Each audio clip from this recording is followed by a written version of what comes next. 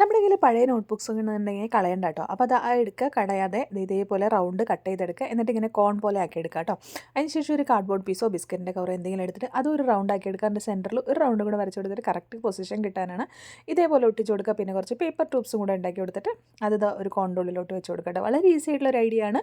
എന്നിട്ട് ആ ബാക്കിൽ ഇതേപോലെ ഒട്ടിച്ച് കൊടുക്കുക കേട്ടോ. നമ്മുടെ വീഡിയോസൊക്കെ ഇഷ്ടമാണെങ്കിൽ ചാനൽ ഒന്ന് സബ്സ്ക്രൈബ് ചെയ്ത് സപ്പോർട്ട് ചെയ്യാൻ മറക്കരുത്. ഡീറ്റെയിൽ വീഡിയോയുടെ ലിങ്ക് ഞാൻ ഡിസ്ക്രിപ്ഷനിൽ കൊടുക്കാം കേട്ടോ.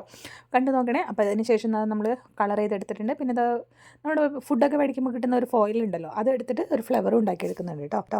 നമ്മൾ ഡെയിലി വീഡിയോസ് ഇടുന്നുണ്ട്. നമ്മുടെ വീഡിയോസൊക്കെ ഇഷ്ടമാണെങ്കിൽ ചാനൽ ഒന്ന് സബ്സ്ക്രൈബ് ചെയ്ത് സപ്പോർട്ട് ചെയ്യാനും ലൈക്ക് ചെയ്യാനും നിങ്ങളുടെ അഭിപ്രായങ്ങൾ കമൻറ്റിൽ പറയാനും മറക്കരുത് കേട്ടോ. നിങ്ങളുടെ ലൈക്കും കമൻറ്റും സബ്സ്ക്രിപ്ഷനൊക്കെയാണ് പുതിയ പുതിയ വീഡിയോസ് ഇടാനുള്ള ഒരു മോട്ടിവേഷൻ. അപ്പോൾ ആരും മറക്കാതെ ഒന്ന് ചെയ്ത് സപ്പോർട്ട് ചെയ്യണേ, മറക്കല്ലേ.